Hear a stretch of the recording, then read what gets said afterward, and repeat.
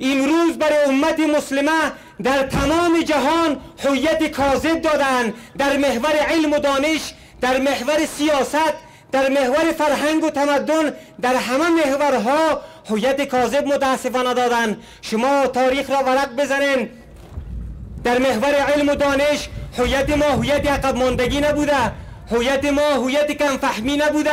ابو ریحان البیرونی اولین کسی است که 600 سال قبل از گالیله کروی بودن زمین را ثابت میکنه و میگه که زمین در محور خورشید میچرخه. بعد 600 سال قبل گالیله نظر مطرح میسازه. عباس ابن فرناس اولین مسلمان هست که وسیله پرواز را میسازه و ابن حیثم 800 سال قبل از جوزف اولین بار کامره عکاسی را میسازه که امروز شما این تلویزیون و این کامره های مختلف و تلفن را میبینین که کاپی برداری از کامره عکاسی ابن حیثم است.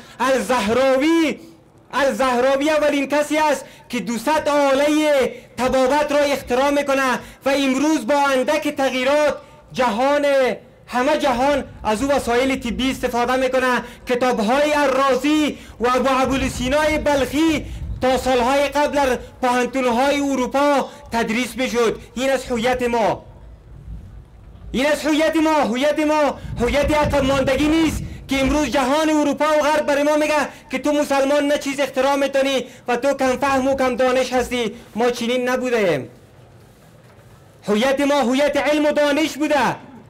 شما برین با تاریخ ورق بزنین، سیستم اعدادی که امروز 1 و 2 و 3 تمام جهان از او استفاده میکنه، اولین بار در کتابهای مسلمانان الخوارزمی دیده میشه. مؤسس علم الجبر که امروز همه اختراعات بر روی از اوست، اولین بار مؤسسش محمد خوارزمی هست. ما یک زمان ساعت ساختیم با پادشاه پاریس روان کردیم. پادشاه پاریس تعجب کرد، گفت در بین از این ساعت جنیات هست که این را دور میده. اونها اینقدر کم فهم و کودن بودن، عقب مانده بودن. این تمدن ما، این علم ما بود که بر اونا شناختیم. ما عقب مانده نبودیم. هویت ما هویت کم فهمی نبوده. امروز امت مسلمه در کجاست؟ شما یک بار علم و دانش در سرزمین های اسلامی ببینین که برای ما چی هویت داده. فقط هر چیز را شاید ما نمایشی بگذرانیم. بله سروران من، در محور سیاست همچنان ما هویت قوی داشتیم. ما خلفای راشدین صحابه جان فدا داشتیم. هویت ما هویت ترسو و بردگی نبوده. هویت ما هویت های کشورهای استعماری نبوده. هویت ما هویت های آزاده و مجاهدت بوده.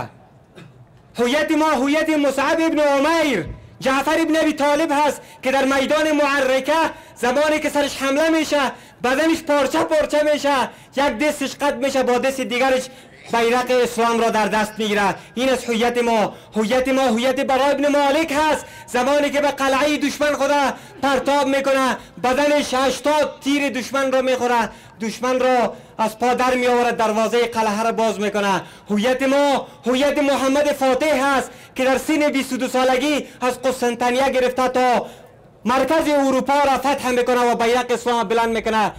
هویت ما هویت امروز جوان مسلمان نیست.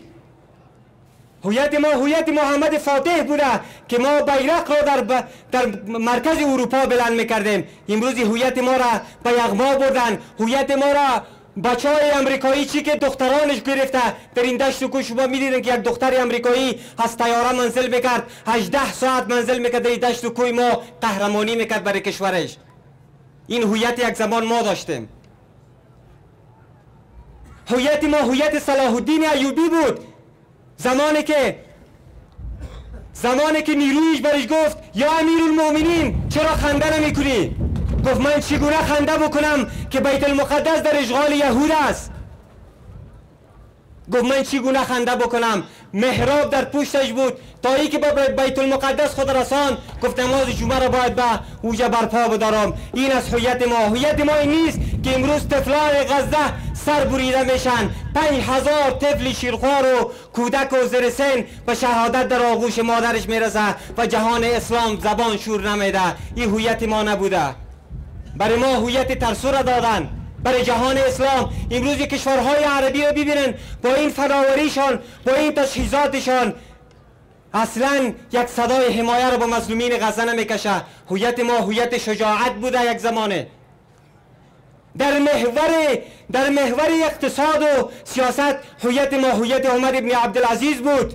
آنقدر سرمایه داشت کشورش، سرزمینش و نظامش که برای شهساکرش آمد گفت یا امیرالمؤمنین، یا عمر ابن عبدالعزیز، ما قدر خزانه داره میره چی کنیم؟ گفت برو برای کسایی که فقیر است برشان کمک کو. گفت کسی فقیر نمانده. گفت برو کسایی که مجرد است برش کمک کو. گفت کسی مجرد نمانده. برای همه گرفت عروسی کرد. گفت کفاری که زیر حاکمیت ما زندگی میکنه به شکل ذمی بر اونا کمک کو. رفتن کمک کردن. گفت بازم پول زیاد است چی کنیم؟ گفت برو گندم خریداری کو، در کوه ها پاش بده که پرندگان گرسنه نبانه. این از هویت ما سروران عزیز. هویت ما هویت عقب ماندگی نبوده، هویت ما هویت گدایگری نبوده. ما امتی بودیم که جهان رهبری میکردیم. بنابراین نیاز است که ما به هویت واقعی خود بر بگردیم، در محور علم و دانش، در محور سیاست، در محور تمدن و فرهنگ. تمدن ما را غرب اروپا به یغما برد. نیاز است که ما به هویت خود بر بگردیم.